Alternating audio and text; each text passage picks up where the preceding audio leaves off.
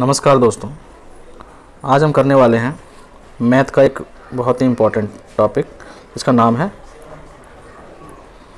Percentage. Percentage को शुरू करने का मतलब ये है, शुरू करने से पहले आपको बता दूं कि इसका मतलब होता है प्रतिशत। प्रतिशत यानी कि प्रत्येक 100 पर आप कितने मार्क्स लेके आए हैं या फिर कितनी आपकी एक्सपेंडिचर है, कितना आपका खर्च है। 100 रुपये में से अगर आप 20 रुपये खर्च कर देते हैं तो इसका मतलब ये हुआ कि आप 20% आप खर्च कर रहे हैं। अगर आप 100 रुपये में से 20 रुपये खर्च कर देते हैं तो इसका मतलब आप 20% खर्च कर रहे हैं। ठीक है दोस्तों, तो ये है सवाल। जब आता है पेपर में तो उससे पहले हम थोड़ा सा कुछ इंपॉर्टेंट चीज़ें ध्यान में रख लेते हैं। जैसे अगर मान लीजिए कहीं पे दिया हुआ है 20%, तो उसका मतलब ये हुआ कि इसका मतलब है 1/5। ठीक है, 20% यानी 20/100 करेंगे तो कट के 1/5 हो जाएगा। अगर कहीं पे वैल्यू दी हुई है डायरेक्टली 25%, तो आपको 25% है तो इसका मतलब उसको वहाँ पे आप 1/4 भी लिख सकते हैं। जैसे मान लीजिए कि 100 का 25% है तो 25% लिखने के लिए 25% लिखने की ज़रूरत नहीं है, 1/4 कर दीजिए यहाँ पे और 4 से इसको काट दीजिए तो ये 25 हो जाएगा। ठीक है, तो ये हो गया। उसके बाद अगर आप कोई पूछे जैसे 40% है तो 40% है, इसको शॉर्ट वैल्यू निकालने के लिए आप इसको 100 से डिवाइड करेंगे, निकल जाएगा और इसकी वैल्यू जो होगी वो होगी 2/5। यानी कहीं भी आपको 40% निकालना होगा तो वहाँ पर आपको क्या करना होगा कि सीधे 2/5 से मल्टीप्लाई कर देना है आपको। इसी प्रकार से अगर आपको 70% निकालना हो तो 70% का मतलब होता है 7/10। ठीक है, निकालने का तरीका आपको पता ही है, 70 को 100 से डिवाइड कर दीजिए, 7/10 आ जाएगा। ठीक है, इसको नोट डाउन कर लीजिए, मैं इसको मिटा रहा हूँ। फिर उसके बाद थोड़ा इम्पोर्टेंट टॉपिक है, इम्पोर्टेंट फ्रैक्शन है। जैसे मान लीजिए कि 16 2/3 परसेंटेज अगर आपको दिया हुआ है। अगर आपसे कोई पूछेगा भाई बताओ कि 36 का 16 2/3% बताना है आपको। ठीक है, तो इसका मतलब है 16, इसका मतलब ये होता है 16 2/3 का परसेंट का मतलब होता है 1/6। ये ध्यान रखना है आपको। तो इसका क्या हो जाएगा, 36 को 1/6 से कर देंगे डिवाइड मल्टीप्लाई तो हो जाएगा 6। तो यानी कि 16 2/3% की वैल्यू जो हो जाती है वो 1/6 हो जाती है। ठीक है, इसी प्रकार से 14 2/7% की जो वैल्यू है उसकी वैल्यू जो है वो है 1/7। कहीं भी आपको मान लीजिए 49 का 14 2/7% पूछा गया है तो इसका मतलब है कि 1/7% है। ठीक है दोस्तों, उसके बाद नेक्स्ट जो है इम्पॉर्टेंट फ्रैक्शन, जैसे मान लीजिए कि आपसे पूछा गया है कि 7 9/13% इसकी क्या वैल्यू है, तो इसकी वैल्यू जो है वो है 1/13। ठीक है, फिर उसके बाद जो वैल्यू है, जैसे मान लीजिए कि 12.5%, 12 सही 1/2% जो वैल्यू है उसकी परसेंटेज है, इसकी क्या वैल्यू है, तो इसकी जो वैल्यू है 1/8%। ठीक है दोस्तों, उसके बाद एक और इम्पॉर्टेंट पॉइंट, अगर 1/8% की वैल्यू 1/8 की जो वैल्यू है 12.5% है, तो अगर मैं इसको करूं कि भाई बताइए कि 5/8 जो है वो इसकी परसेंटेज वैल्यू क्या होगी। ठीक है, अगर कोई पूछेगा आपसे कि 5/8 की परसेंटेज वैल्यू क्या होगी तो इसको आप लिख सकते हैं 5 मल्टीप्लाई में 1/8 और 1/8 की जो वैल्यू है वो 12.5% है। ठीक है, इसका मतलब ये हुआ कि अगर मैं इसको करूं सही से तो ये हो जाएगा आपका 5 को 12 से मल्टीप्लाई करेंगे 60%। ठीक है, प्लस में 5/2%, यानी कि 5/2 का मतलब होता है 2.5%। 60% में अगर मैं 2.5% जोड़ दूं तो ये कुल मिलाकर के हो जाता है 62%। तो कहने का मतलब ये हुआ कि 5/8 जो है वो है 62.5% की वैल्यू होती है उसकी, सॉरी इसको 62.5%। ठीक है दोस्तों, तो 5/8% की जो वैल्यू 5/8 की जो वैल्यू है वो 62.5% होती है। ठीक है दोस्तों। फिर उसके बाद अगर वैल्यू आ जाए हमारे पास 11 1/9%, तो इसकी क्या वैल्यू होगी? इसकी जो वैल्यू होगी वो 1/9 होगी। ठीक है, इसकी जो वैल्यू होगी 1/9 होगी। तो इस तरह से आपको एक चीज़ और बताया। अच्छा, एक और चीज़ देख लीजिए, थोड़ा एक वैल्यू और रह गई है। जैसे मान लीजिए कि 1/7%, इसकी जो वैल्यू होगी वो कितनी होगी? 1/14। 1/14 निकालने का तरीका बड़ा आसान है। देखिए 7 को 7 से किया तो ये हो जाएगा 49, और एक 50 जोड़ देंगे इसको इससे, तो 7 से 49, और एक ये 50/7 हो जाएगा। परसेंट की जगह पे आप लिख सकते हैं 100, परसेंट की जगह 100 लिख सकते हैं। 50 दूनी 100 हो जाएगा, यानी ऊपर बचा 1 और नीचे बचा 7 दूनी 14। ठीक है, तो इस तरीके से आप कर सकते हैं। ठीक है दोस्तों, तो इस तरह से आप इसको हटा सकते हैं, वो मतलब कर सकते हैं।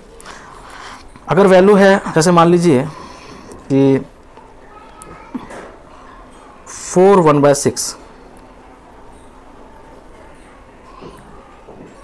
4 1/6%। जब 4 1/6% है तो इसका मतलब क्या हुआ? इसका मतलब हो गया 1/24।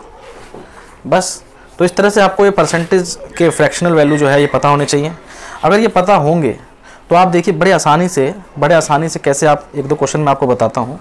ठीक है, एक दो क्वेश्चन मैं आपको बताता हूँ कि किस तरह से आप बड़े आसानी से इसको सॉल्व कर सकते हैं।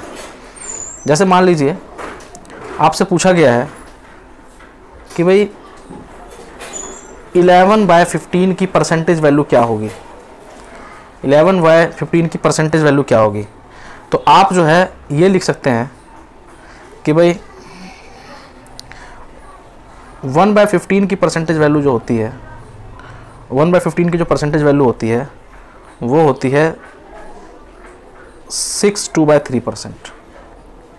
62/3% होती है।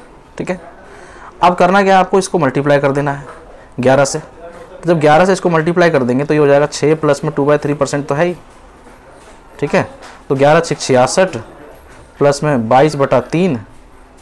22/3 का मतलब ये हुआ कि भाई 22/3 का मतलब क्या हुआ कि भाई 22/3 को लिख सकते हैं 7 1/3, है ना भाई। तो 7 ये 66 है, इसमें 7 जुड़ जाएगा 67 हो जाएगा, 67 1/3। तो जो इसकी वैल्यू आ जाएगी वो लगभग आ जाएगी 67 1/3%। ठीक है, तो कुल मिलाकर के यानी 11/15 की जो परसेंटेज वैल्यू है, 11/15 की जो परसेंटेज वैल्यू है वो हो जाएगी 67 1/3%। ठीक है, समझ में आया दोस्तों।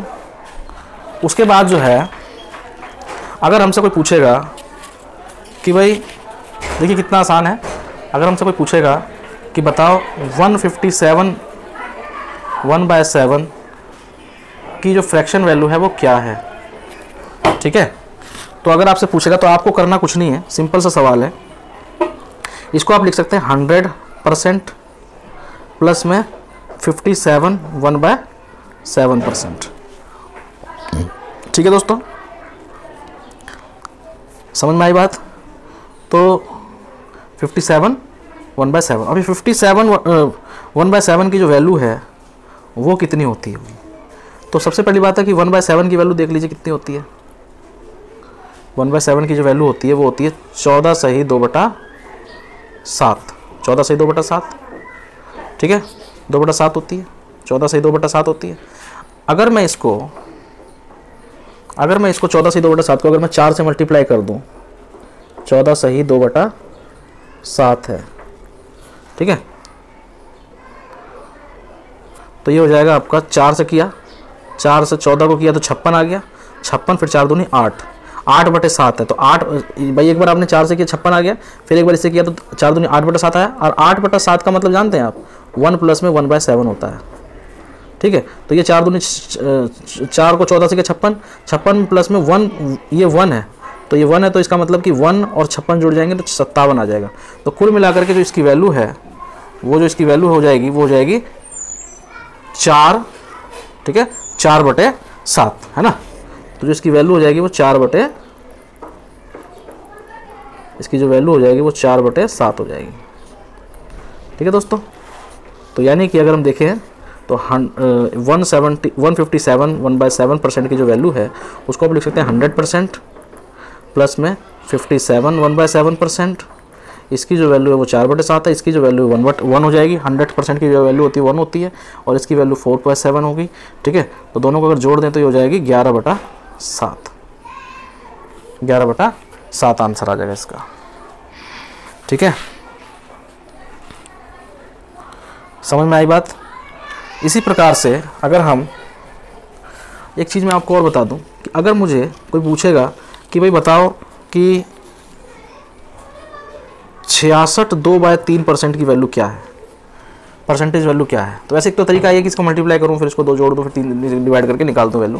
ठीक है, लेकिन मैं एक तरीका और करूँगा कि मुझे पता है कि 1/3 की जो वैल्यू होती है, 1/3 की जो परसेंटेज वैल्यू होती है वो होती है 33 1/3%, है ना, ये होती है 1/3 की परसेंट की वैल्यू। ठीक है, और 66 लाने के लिए मुझे क्या करना होगा, 2 से इसको मल्टीप्लाई करना होगा। ठीक है, तो जब मैं 2 से इसको मल्टीप्लाई करूँगा तो ये हो जाएगा आपका 2/3 की वैल्यू जो हो जाएगी वो हो जाएगी, इसको मैं 2 से मल्टीप्लाई करूँ दोनों साइड में, इसको मैं 2 से मल्टीप्लाई करूँगा। ठीक है, तो ये हो जाएगा 66, ये तो 2 हो गया, और ये हो गया 66 2/3%। भाई इससे भी होगा तो फिर इससे भी तो होगा, तो 66 2/3 यानी 66 2/3% की जो वैल्यू है वो 2/3 है, बस ये ध्यान रखना है आपको। ठीक है, तो अगर मेरे से सवाल पूछा गया है कि बताइए कि 366 2/3% की क्या वैल्यू है, तो मुझे कुछ नहीं करना है, बड़ा आसान है। 300% लिखूंगा मैं, प्लस में क्या करूंगा कि भाई 66 2/3% करूंगा।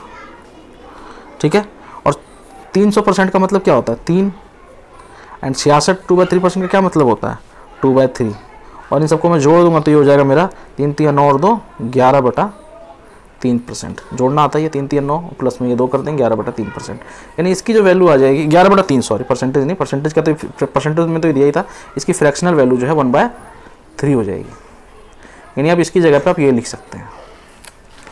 ठीक है दोस्तों, तो इस तरह से आपको मैंने परसेंटेज का थोड़ा बेसिक बताया है।